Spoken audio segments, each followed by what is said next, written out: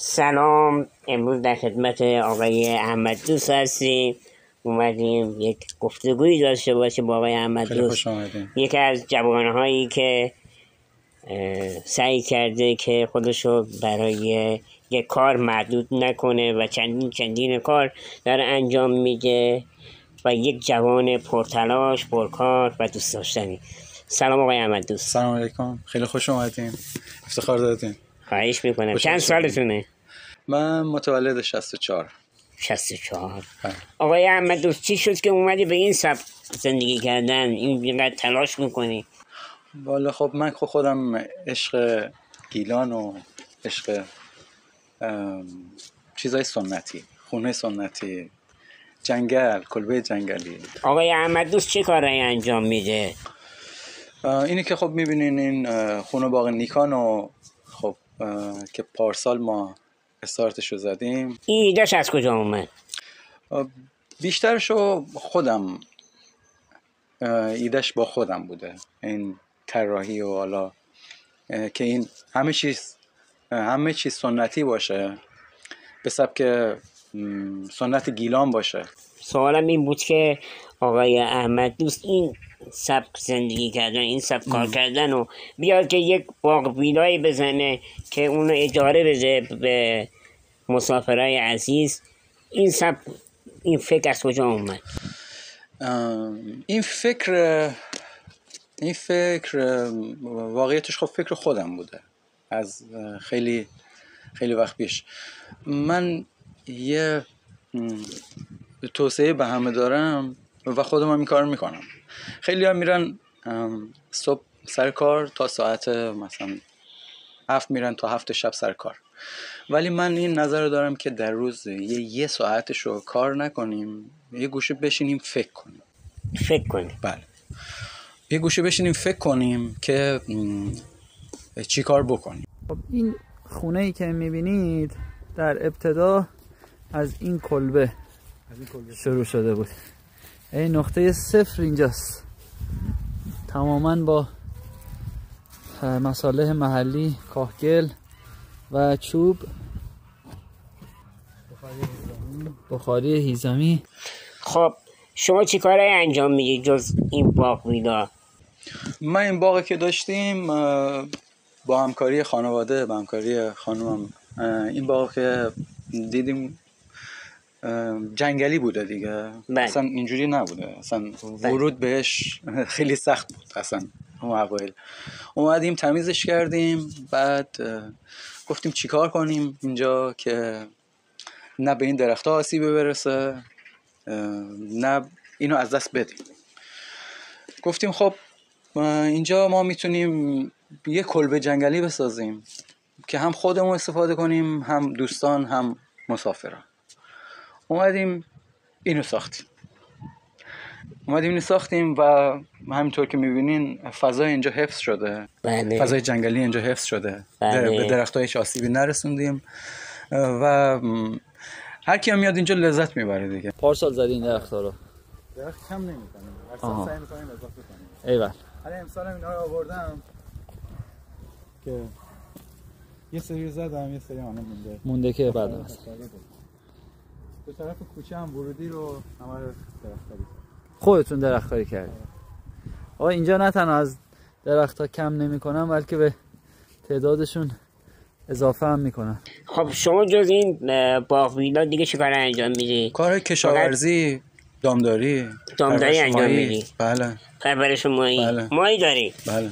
آفرین. من خیلی ساله تو کار پرورش ماهی هم، تو کار دامداری هم، مزرعه برنجکاری هم که خیلی سال پیش انجام. بسیار عالی آقا، بسیار عالی. هنوزم دارم انجام. بعد اون حالا به بینندگانم بعدا نشون میدیم اون گاوایی که اونجا هستن.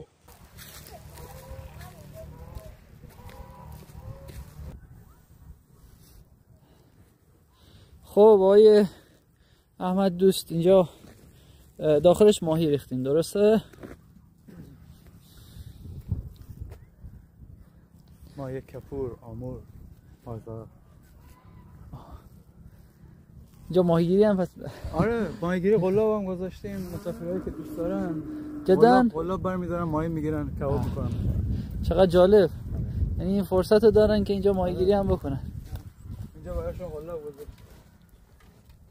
میتونن هر چند تا ماهی که خواستن بگیرن برای خودشون کباب. اجازه دارن این کار بکنن پس. بله. خانم وجود چقدر در این مسیر کمکتون کرد؟ پا به پای من بوده دیگه. پا به پای شما بود. گفتم از همون اول. خب هدف آقای احمد دوست چیه؟ دوست داره مثلا به تای هدف رسیده یا دوست داره بازم یه هدف بیشتر بیدامو پیدا کنه؟ من هدفم دراز مدت. من میخوام اینجا توسعه پیدا کنم و بتونیم جوابگوی مسافرهای عزیزی که میان از راه دور از راه نزدیک، همین دوستانی که این دور و بر هستن میخوان از اینجا استفاده کنن بتونیم جوابگوشون باشیم. من اینجا اتمام کار من نیست. ماشاءالله. این هیزم‌ها رو ببریم تو بخار هیزمی بذاریم. بخار هیزمی هم که داخل گذاشتن. خیلی از جاهلان زکون گیلان از گیلان سفر بگوید بشون. بله. خب ولی متاسفانه خب شما اگه بخواید یک توصیه، یک دعوت، یک نصیحت، حالا هر چیزی که شما نام میبریم بخواید جوانهای گیلان بداری چیه؟ اول که باید شما بالاخره باید، حالا منم یه خورده گلکی خیلی صحبت. آره راحت بود. اول که باید یکم برنش فکر بکنی که چی کار باید بکنی، که به چه جایی چه چیزی خوره. حالا من ایره که خب شروع بودم، حالا مثلا ممکنه بگم تو پشتوانه داشتی یا فلان. من با دست خالی شروع بودم. اما ایره که شروع بودیم از صفر شروع بودیم. خب خدا رو شکر. ما هنوز خودمون مستاجریم، خب ولی از صفر شروع بودیم. یه منبع درآمدی برای ما. آقا یه خونه اونجا دیدم داریم میسازی؟ آره اونم یه کلبس اونم در حال آماده است. بله تقریبا. حتما بچه ها پشت صحنه میگم که بچه ها زحمت بکشن اونجا هم فیلم بگیرن از کارگردان شما و مردم ببینن. شما علیکی نیومد اینجا حرف بزنیم. اونم همینجور با کاگل و با چوب و کاملا سنتیه، کلبه جنگلیه. بسیار عالی. با کمترین هزینه. با چوب و کاکل ساخته. این داخلش نی هست آره؟ آره. نی بامبوه. نی بامبو. چرا علت استفادهش چیه توی دیوار؟ هم به صرف بودن، همین که مقاومتش خیلی بالاست. استحکام این ساختمونو. استحکام ساختمون بالا میره، همین که این کرم خوردگی ایجاد نمیشه. کرم خوردگی. و داخل این دیوار که دیگه آجر و اینا که دیگه نیست. نه همش گله. گله کلا. با کاگل به اون طرف این نی پوشوندیم، وسطش رو کاگل ریختیم. بفرمایید که محکم بشه. بریم داخلش هم ببینیم. بله درو گذاشتن. به شما فرض کنید که این مثلا اینجا ساخته میشه و چقدر زیبا میتونه تزیین بشه. البته ما داخل اون کلبه هم به شما نشون میدیم سرویس و به هر حال مسئله بهداشتیش هم اینجاست.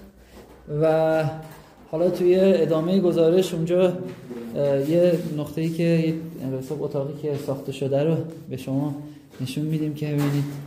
و شما فرض کن مثلا اینجا خوابیدی، یه با همچین ویوی از خواب بیدار میشی. بسیار عالی. آقا خیلی خوشحال شدم که وقتت به ما دادی. قربون شما. افتخاره. قربون شما. عزیزی. قربون شما. خب گزارشی دیگه تا مستندی دیگه.